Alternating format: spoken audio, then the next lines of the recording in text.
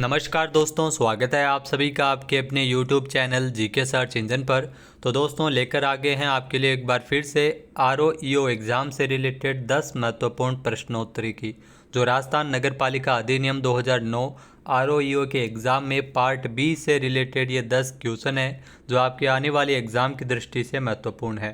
तो चलिए शुरू करते हैं। कल के वीडियो में मैंने आपसे धारा 11 के संबंध में पूछा था कि राजस्थान नगर पालिका अधिनियम 2009 की धारा 11 के अंतर्गत क्या प्रावधान है। तो धारा 11 में नगर पालिका के लिए निर्वाचन के बारे में दिया गया है। जी हाँ दोस्तों, नगर पालिका के निर्वाचन के बारे में धारा 11 के अंतर्गत वर्णन है। निर्वाचक नामावली निर्वाचनों के संचालन एवं अधीक्षण, निदेशन और नियंत्रण राज्य निर्वाचन आयोग में निहित होगा।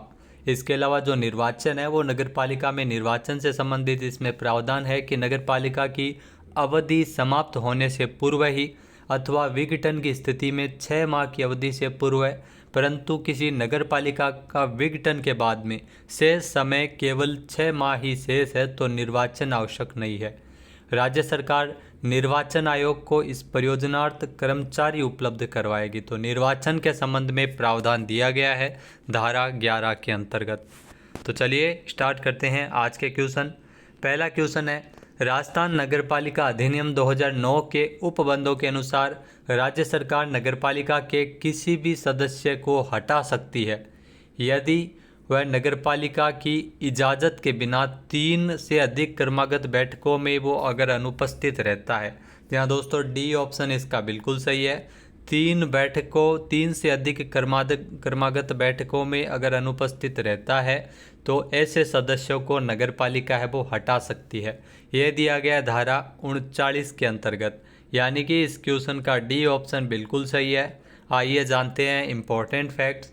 तो राजस्थान नगरपालिका अधिनियम 2009 की धारा 39 के अनुसार राज्य सरकार, ये ध्यान रखना, राज्य सरकार नगरपालिका के किसी भी सदस्य को हटा सकती है धारा 39 के अनुसार यदि वह नगरपालिका की इजाज़त के बिना 3 से अधिक क्रमवर्ती साधारण बैठकों में अगर अनुपस्थित रहता है, नहीं आता है, परंतु ऐसी कालावधि को विचार में नहीं लिया जाएगा जिस दौरान मान लो कोई भी नगरपालिका का सदस्य अगर कैदी है, तो कैदी है वो निश्चित तौर पर कहाँ से आएगा, निरुद्ध व्यक्ति है या राजनीतिक कैदी के रूप में जेल में था, तो उस समय ये नियम लागू नहीं होगा।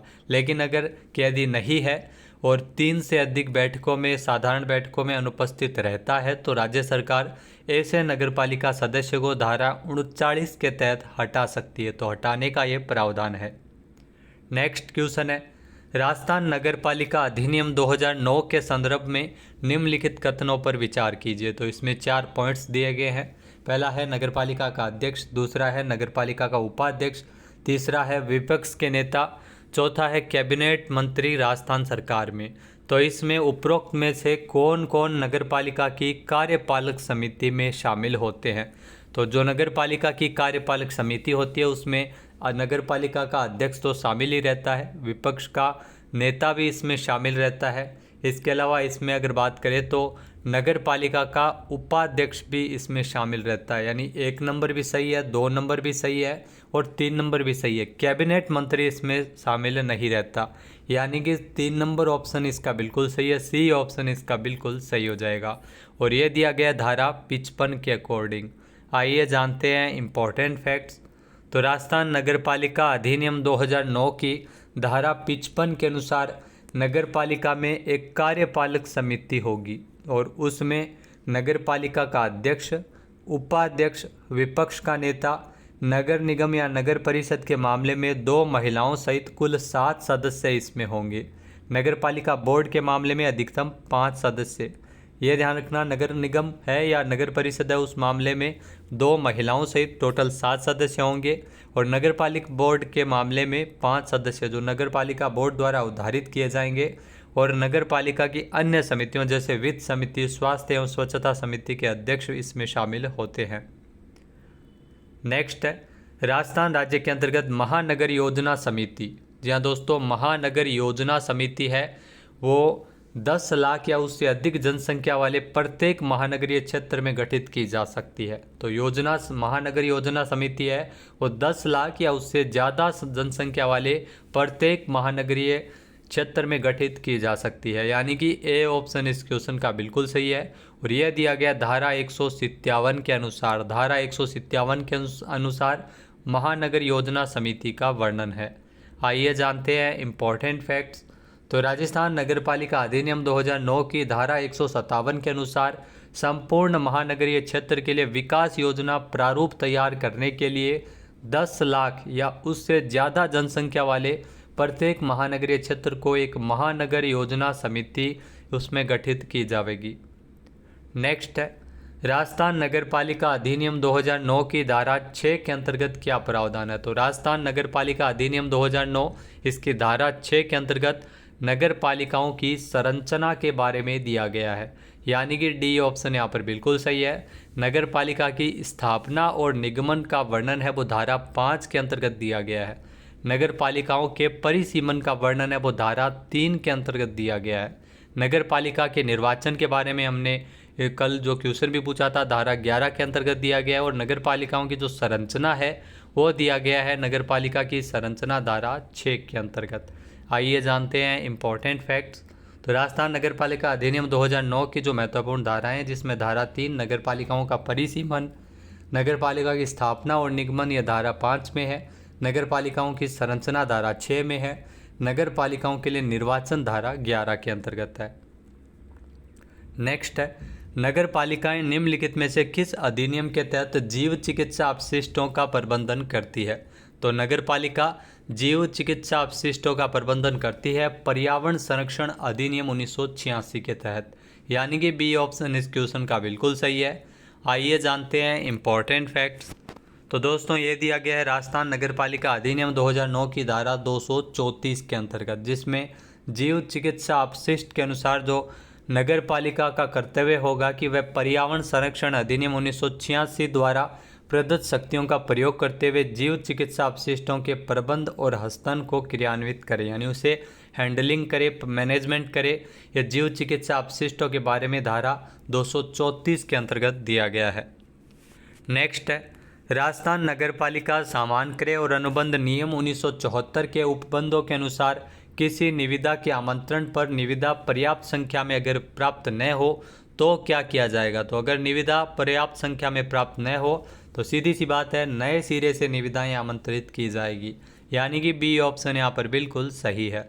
और यह दिया गया है नियम 5 के अंतर्गत। आइए जानते हैं इम्पोर्टेंट फैक्ट्स। तो राजस्थान नगरपालिका सामान्य क्रय और अनुबंध नियम 1974 के नियम 5 के अनुसार यदि किसी निविदा आमंत्रण पर यदि किसी कारण से निविदा उचित या पर्याप्त संख्या में प्राप्त नहीं हो तो सीधी सीधी बात है नए सिरे से निविदाएं आमंत्रित की जाएगी। और निविदा आमंत्रण को सभी संभाव्य निविदाताओं के नोटिस के लाने के उपाय किए जाएंगे। नेक्स्ट है, राजस्थान नगरपालिका कार्य संचालन नियम 2009 के अनुसार नगर पालिका की जो बैठकें हैं वो साधारणतः कहाँ आयोजित की जाएगी। तो बैठक है वो निश्चित तौर पर नगर पालिका के कार्यालय में ही आयोजित होगी, यानी कि सी ऑप्शन यहाँ पर बिल्कुल सही है। आइए जानते हैं इम्पोर्टेंट फैक्ट्स। तो दोस्तों राजस्थान नगर पालिका कार्य संचालन नियम 2009 के नियम 3 के अंतर्गत ये दिया गया है। नियम 3 के तहत जो नगर पालिका की बैठकें हैं वो नगर पालिका की बैठक साधारणतः नगर पालिका के कार्यालय में ही आयोजित की जाएगी।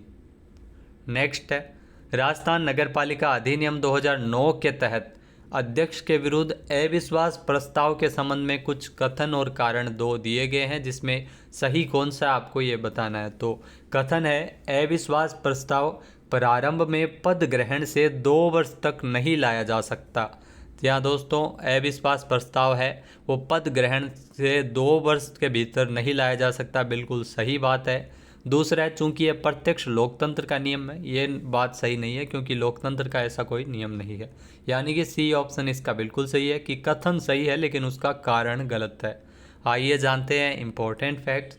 तो दोस्तों राजस्थान नगरपालिका अधिनियम 2009 की धारा 53 के अंतर्गत ये दिया गया है कि 53 के अंतर्गत अविश्वास प्रस्ताव का कोई भी नोटिस किसी अध्यक्ष के पद ग्रहण के 2 वर्ष के भीतर नहीं दिया जाएगा। नेक्स्ट है, राजस्थान नगरपालिका अधिनियम 2009 की निम्नलिखित में से कौन सी धाराओं के द्वारा प्रदत्त शक्तियों का उपयोग करते हुए राजस्थान सरकार ने राजस्थान नगरपालिका कार्य संचालन नियम 2009 बनाए हैं। जी हाँ दोस्तों, राजस्थान नगर पालिका कार्य संचालन नियम 2009 है। ये ध्यान रखना, धारा 51, 52 और 337 इन धारा में प्रदत्त शक्तियों का प्रयोग करते हुए नियम बनाए गए हैं।